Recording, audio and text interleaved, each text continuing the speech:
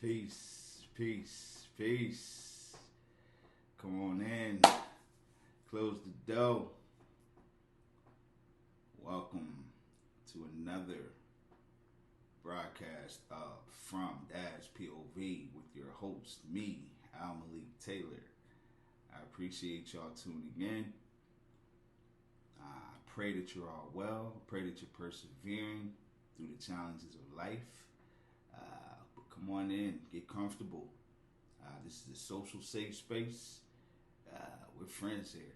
This community is about love. This is about sharing and growing, not only personally, but as parents and as human beings. Praise God. All right, check it out. Let me take a sip right here. Excuse me. Yeah, I don't know exactly what that means, but one of my close friends gave me this. All my close friends know that I love M&M peanuts, so. But I'm actually drinking some of this good coffee I make. All right. So that's what we're doing today. I got a treat.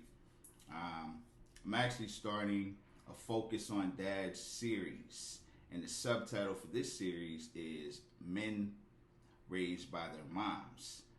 We got a special guest that's going to be calling in just a few moments.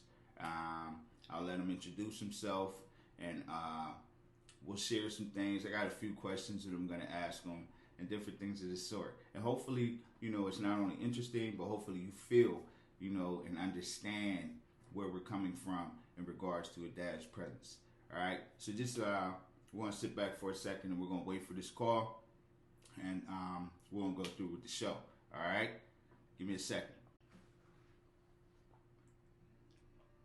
But that, okay, here we go.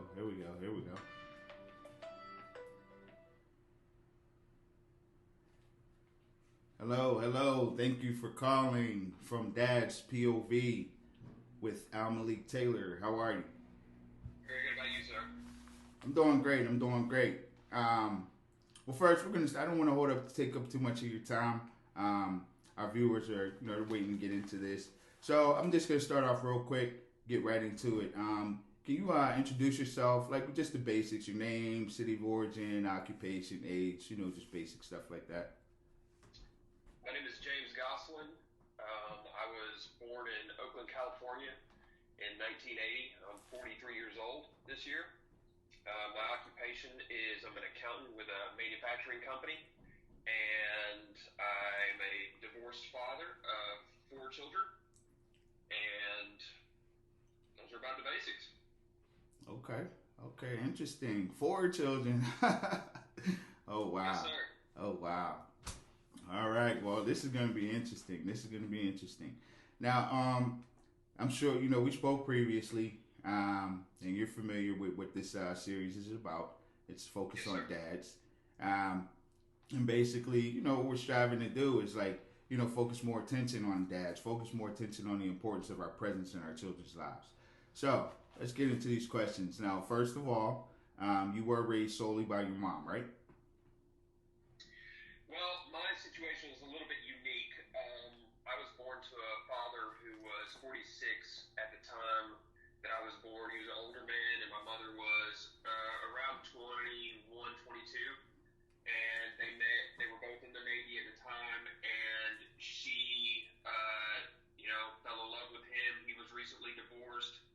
Shortly after I was born, my brother and sister came along, and after that, about 3 years of living in California, we moved overseas to Italy, where in, I think, 1986, at the age of 46, my father came down with Parkinson's disease. He had been exposed to Agent Orange in Vietnam, and the decline was very swift. He had been in the Navy for 32 years and instantaneously lost his career. We're shuttled back over to the United States, moving from place to place.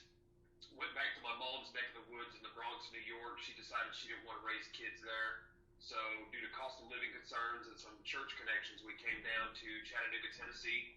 My father tried to find work. He was a Master Chief in the Navy, was a articulate man, well educated, but he was just losing control of his mind and his body. And as he lost control of his mind and his body, and he was going through some very intense brain surgery. He, he just he was the head of the house, and then he became functionally kind of like another child in the house, and I became the man of the house. And I don't want to cut you off. I'm sorry, but what age was that? This is about 8 or 9. Wow. Heavy responsibilities. Is off working to provide. We were in a big battle with the VA to get some kind of disability support. My father was ostensibly there, trying to take care of us, but the real responsibility for making sure the kids didn't run out in the street fell to me. And I didn't handle this well. It was my mom was dealing with the stress of just all the things that were going on. Well, hold on. I don't want to get you to get ahead of me because you're actually going to start talking about some things that I already have questions about. All right. Okay. So that's interesting, and it's sad. Very sad. That was a part of your upbringing. Well, so obviously up until 9, your dad was the primary breadwinner and head of household, right? Yes, sir. Okay. After that point, you became the head of household, or your mom did financially? Financially, my mother became the head of the household until, my dad's pension situation was worked out. Unfortunately, there was some of the treatment for his Parkinson's disease, which we know about now, but we didn't back then. It caused the people who were under this treatment to engage in really weird behaviors, and one of those things was mass financial irresponsibility. And that took the form of, we got a big settlement with the government for his VA payments because of his disability, and he spent that money and bankrupted the family. Oh, wow. And home, and it just kind of added to the trauma of the whole situation that my mother was trying to deal with, because, my father still tried to assert some of his, head of the household in areas that she didn't realize he was slipping on until it was too late. Okay. Well, let me ask you this. So, regarding that specific, I guess, time in your life, how do you, even today, and we want to keep it, brief and respectful, but even today, how do you feel about your dad? With all things considered, not just, maybe his, this isolated incident or that incident, but overall, how do you feel about your dad? So, my understanding of my father at the age that I'm at right now, my father was divorced at the exact same age that I was. And wow. We went through a similar, I had to live to understand what my father was going through and the struggle that he went through, and even the struggle that he went through at the very end of his life. And it was kind of that whole context, during my youth and my teenage years, I hated my father. I despised him for not being a strong man, like all the other men around my neighborhood who were out there playing football with their kids. My father's in a wheelchair, and there was a lot of spite and a lot of anger that influenced a lot of my decisions. Now, as a 43-year-old man, almost his age when I was born, I understand now that it wasn't so black and white. He was doing the best that he could, and it just that was what God brought into his life. And some things he handled the best he could, and other things he probably wished he would have done better. But I aspire now. It's really been driving me. To my father was a great man who succumbed to a disease. And now I recognize him for the great man that he was in this life, and I aspire to be like him almost every day. Wow. Well, I'm gonna tell you, that's touching, man. That's very touching. We tend to, in life, our understanding of things definitely changes, as we mature, as we go through our own life experiences, we begin to understand, some of the things that we may have experienced as children. So, and that brings me to my next question. even though your dad passed on, right? Yes, he passed on when I was 23 years of age, and he went into a nursing home at about 14 or 15 years of age. Okay. So he was in a nursing home. So he was basically not in the home after you were 15. Yes, sir. Now, do you? And this is a twofold question now. All right, because of the fact that you did have him in your life up until 15. Do you believe that his presence, and I mean his healthy presence in your life, affected your life as a man now?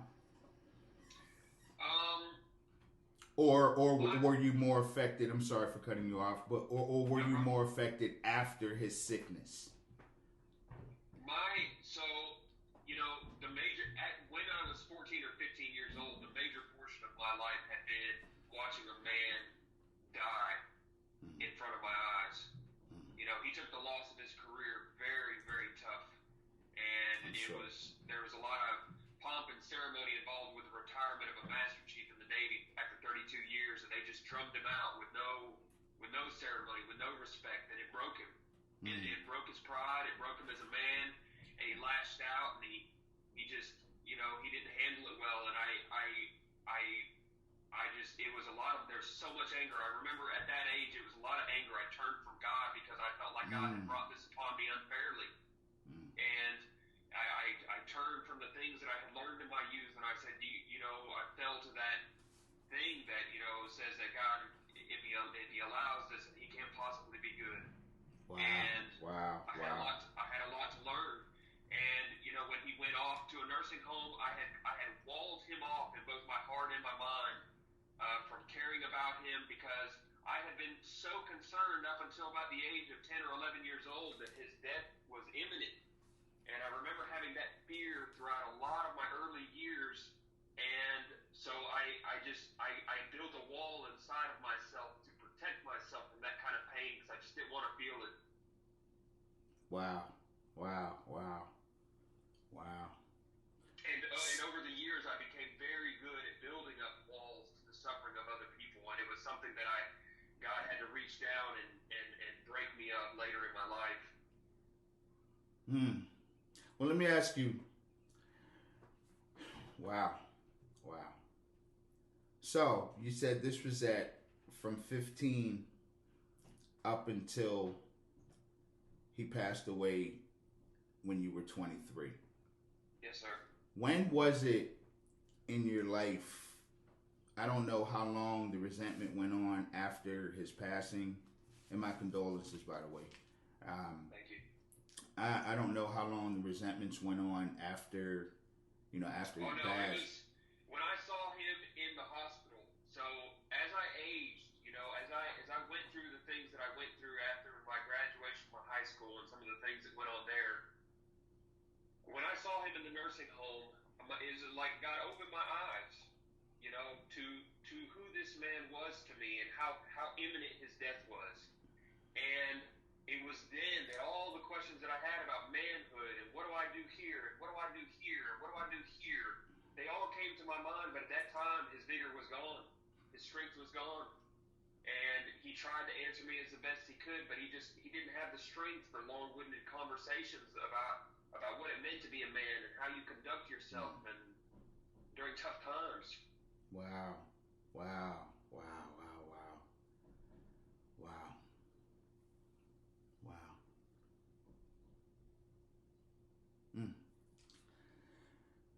Well, let me ask you, on the flip side, and once again, we want to, make sure to keep everything respectful and mature and everything of the sort. How do you feel about your mom?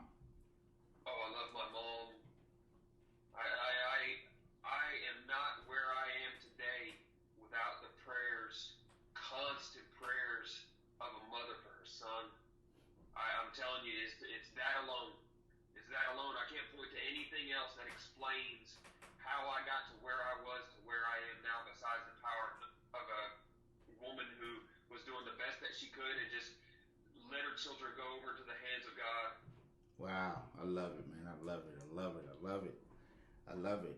Okay, well, let me ask you this. I'm going to get a little more, well, I don't know how much more personal we can get. You're very open. I appreciate it. I appreciate your comfortability with, discussing such intimate, topics. But, so let me ask you now, at 15, 15 is generally the time when, boys are interested in girls and different things of the sort. And I understand with your household there was a lot going on, so normal stuff, obviously was maybe a little bit, blurred. But in all that, in regards to your mom, or your dad, specifically your mom, did she ever discuss like girls or relationships or anything like that with you growing up? Oh my gosh, that's one of the most awkward things that ever happened in my youth was the birds and the bees conversation that I had with my mom at about the age of like 12 or 13, Right. And she did her best to try to explain certain things, but it just sounded so weird coming from my mom, She took me to I was avoiding, like I knew she wanted to talk with me about something weird, but I was avoiding it, so we went on this drive. We went to this park, and she kind of locked me in the car and was like, "Hey, we're talking about this thing right now, and it just, I remember at the time, she thought I was a little bit farther along in the development than I really was. Right, so right, at the time, right. Hearing my mom kind of talk about all this stuff was just like, it was Right, so weird. Right. I laugh about it to this day. I hear you. But man, it was not like I didn't understand it. It didn't make any kind of sense coming from her. Right. And Right. that's what that was. Well, did you ever get any type of birds and bees talk from your dad? No. Okay. Well, let me ask you. Obviously your mom, like she's a soldier. Like she dealt with a lot of stuff and still tried to, be the greatest mom she could, and I commend her for that. But did you have any male role models that were personally in your life? I don't mean stars or actors or anything. I mean any male role models who were personally active in your life who you may have taken something regarding manhood from that you utilize today as a man? During that time, not really. I know that I craved the attention of adult men as far as like wanting them to be proud of me and wanting them to be proud of my work. There were some coaches that I had in high school, just I was just in their classes, but they would tell me that, man, I did this thing great, or I did that thing great athletically or scholastically, and man, I tell you, just the words from an adult man that I have done something that was worthy of pride or worthy of affirmation.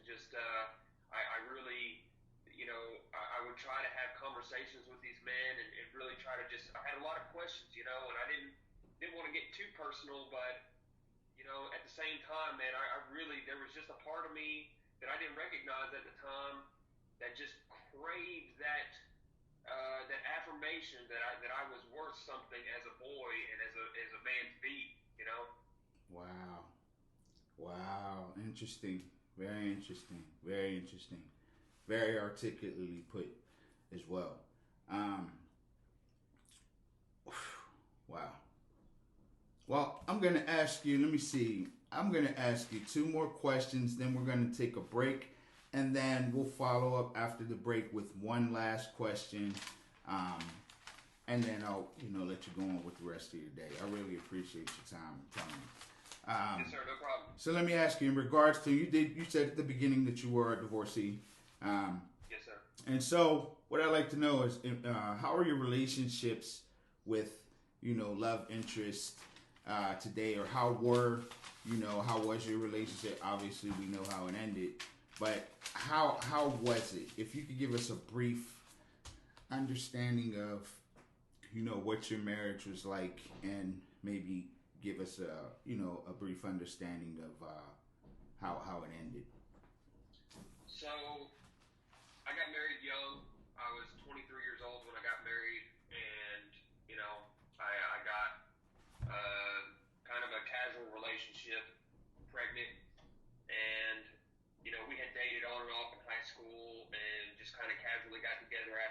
school, and I tried to, during the pregnancy, I was not, I was just not, didn't know what I was doing. She wasn't for sure what she was doing. It was a very tough time. She saw me trying to put forth the best effort that I could as a father, though, when the baby came along, my oldest son, and she was like, you know what? And we got married. And it was very tough in the beginning. I didn't have a lot of discipline when it came to my financial situation. That caused a lot of strain. We were living with parents and often apartments that weren't the best, and a lot of stress from that. And, it was we had to figure out a lot of things out on the fly. And one of the things that I have really struggled with, really my whole life when it comes to women, is emotional control. I had never seen one of the hallmarks of a man, good men, is the discipline with which they compose themselves in a variety of situations.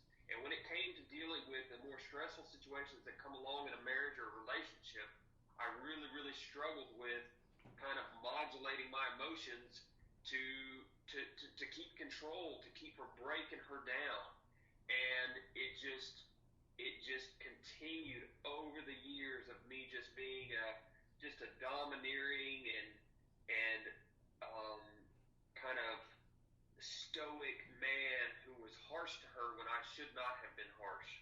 Wow. And eventually I drove her into the arms of another man. And at the time that happened, I could not bring myself to even think that it was me, that I had any fault whatsoever in what had happened. But doing a post-mortem and some counseling, you got to come to terms with who you are as a man. Absolutely. If you ever want to succeed in that arena ever again, and I desperately wanted to succeed in that area. Accountability. And, I had a lot of, with my mom being in it, we were raised in a typical Southern Baptist household. So the man was the head of the household. The mother was kind of in a lesser subservient role, typical for the time. And there was a lot that I just, like, my mom was kind of had to do things dealing with my dad that I was like, how dare you as a woman, and that caused me to kind of have issues dealing with women. Wow. I'm sorry. Let me cut you off right there because you are going, it's almost like you are reading my mind.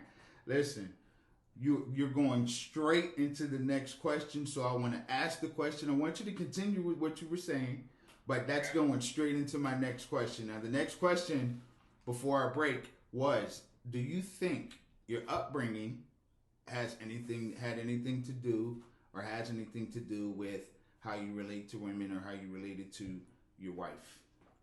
Oh, absolutely. Continuing on, there was a lot of lack of respect. That's what it was. It was a lack of respect. The Bible describes women as the weaker vessel, but no less important, no less valuable than the other vessel. Just not as strong, Right. And we're commanded as husbands to love our wives as Christ loved the church. And I failed in that responsibility. I failed. I was too harsh. I allowed my emotions to get out of control. Where do you think you got that from? Just not having a father to set the good example. We didn't have a household environment to demonstrate for me how a man should respond to difficulty with his wife, how a wife should respond to difficulty with her husband.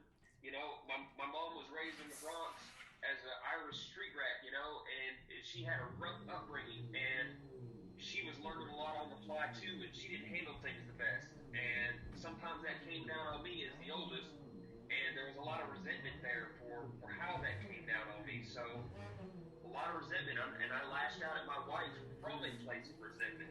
Wow, that's interesting, man. Wow, you are. This is incredible. Like I said, this is so interesting. This is so interesting, and I know we're definitely. This series is going to be something that a lot of people are going to want to get on and who learn a lot. As a matter of fact, just from this specific interview, people are going to learn a whole lot, which I hope contributes to better relationships with wives, girlfriends, you know, kids' moms, kids' dads. You know, I just hope it contributes to, you know, their betterment. But for right now, we're going to take a quick break, give James a break, let him, you know, get himself gathered or whatever, because he seems totally prepared. You're very comfortable, and I appreciate that as well. This is a social safe space. It's supposed to be like that. So we'll be back in just a couple seconds. Peace, peace, peace. Hey, quick commercial break. Listen, this channel, we're starting grassroots. This is like we coming out the mud. We starting from the bottom. So all the glitz and all the other stuff, I'm still learning, you know, how to put these videos together and everything like that. So as far as the merch and all the different links and all that, we'll soon have that stuff. But like I said, we start from the bottom. And I swear, I'm praying that a lot of y'all just witness the growth of this podcast. I'm praying that y'all are here to watch this thing really like blow. But in the meantime, I can see, I got my Fathers Fighting for Families t-shirts that are available. I even hate to sometimes say the word purchase, but the thing is, like it is, we need the donations. And right now, I don't even really have a link. So basically, what I'm doing is, if you email me, and I'll put, you know, links to my email description and all that stuff in below. But if you email me your information, your name, you know, wherever you like it sent, size, different things of this sort, we'll get them out immediately. As a matter of fact, I'm actually planning on having a show where I will be packaging t-shirts, you know, for the people who have ordered them or whatever. I'll literally be packaging them so you can see the process. But, you know, hopefully it'll get better. You know, it'll be a lot easier. I'll get some more help. I'll be able to recruit some help. But right now, like I said, we start from the bottom. But it's all good. It's all good. I'm excited. I'm really excited. And then we also got, what I'm wearing is, we got our frontline soldiers. And this is for a specific few. On the back, it does have the Fathers Fighting for Families logo as well. But this frontline soldiers t-shirt here, this is to represent the individuals like myself who are actually willing to really like go out there, who are willing to go that extra mile to save our kids. A lot of times we're so, you know, we're afraid of our kids sometimes. It's crazy, you know, we don't even want to say anything to them. And, you know, a lot of these kids are angry, but the thing is, we got to be willing. There has to be somebody, our men have to be willing to stand up, man, and be not only examples, but, I mean, if you're out here, man, come on, don't promote the nonsense. I've actually seen young boys fighting, and you got grown men older than them videoing it or egging it on, and that's something we can't have. You know what I mean? So my thing is, please, you know, there'll be more details in, you know, below in regards to our headliner, Frontline Soldiers, Anti-Violence Movement. Oh, we're for real. We're not playing around in regards to this. And then, like I said, we have our Fathers Fighting for Families, Outreach Ministries, t-shirts, both to be available. The Fathers Fighting for Families t-shirts will be sent out for donations of $15 or more. The Frontline Soldiers will be sent out for donations of $20 or more. And your donations are definitely welcome. Every dollar will go into building this channel and talk about more equipment, better links, websites, and different things of the sort. Like I said, I'm excited, but I need your help. And I thank you. I thank you in advance for your support. Thank you. Peace. All right. Welcome back. We are back with James with an incredible interview. I really thank this guy. And we're gonna stop taking up his time. We're gonna finish up with this last question. James, you still with us? Yes. All right, great. This last question: what is the one thing you didn't get growing up that you believe negatively, if anything, affected your life as a man, even to this day? My father was a sweet but quiet man, and he was not one for conversation with his kids. And I didn't hear a lot of "I love yous" from my father. I didn't hear a lot of "you're doing a great job, son." And I have chased a feeling of being worse worth something, of being good enough, of being worth anything for all of my life. It has spurred on some amazing achievements, but at the end of the day, it's just until I recognized that I had a heavenly Father who loved me more than my earthly father ever could. I was a lost man in search of something that I could never get, because gravestones don't talk. Wow.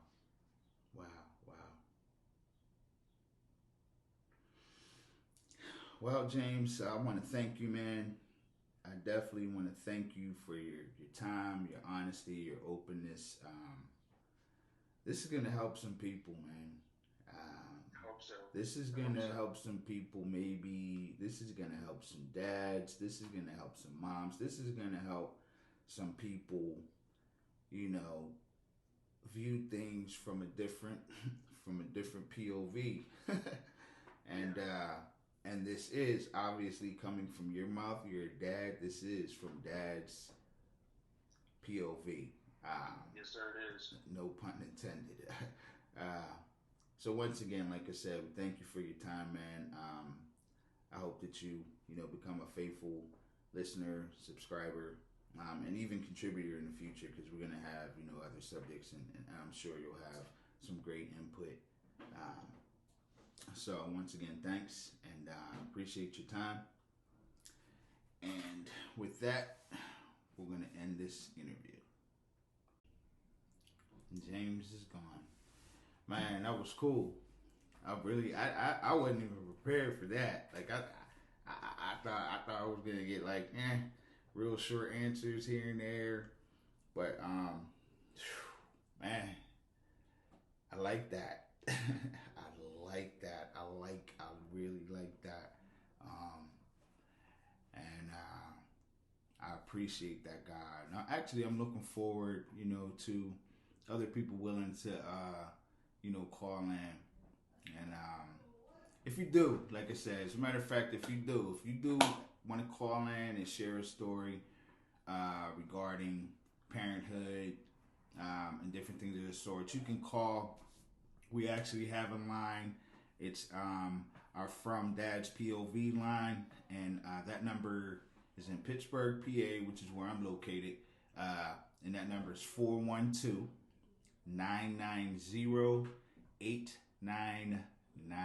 I'm sorry, 8984. Once again, 412-990-8984. You can call, leave a message, text, whatever, and eventually we'll get to you. You can even text program ideas if you like. It'd be cool. Like I said, we're gonna have fun here. That's what this is about. A social safe space, a place for us to come, have a good time, network with each other, and not have to worry about being bashed for your feelings, and take something from it. Like I said, really listen closely to that last interview. He touched on so many different subjects. And hopefully, if some of you are displaying these type of characteristics, or if some of you are, you don't have your sons around positive male role models, and even your daughters, you know what I mean? Our daughters, they need to learn what type of men that they need to be, interested in when they're grown. They need to learn what type of men they can trust, and how what better way than to have a positive man in their life. And that's what we're striving to promote. We're not hating on anybody. We're not striving to say which parent is more important or anything. Both parents are both equally important. You're both the parent of that child, regardless. So with that, I want to say deuces. Thank you once again. Please like, share, subscribe, continue to follow, and help me grow this channel. We're starting out the mud. We are starting grassroots from the bottom, but eventually we will blow. This will be something that is going to be incredible. Peace, y'all.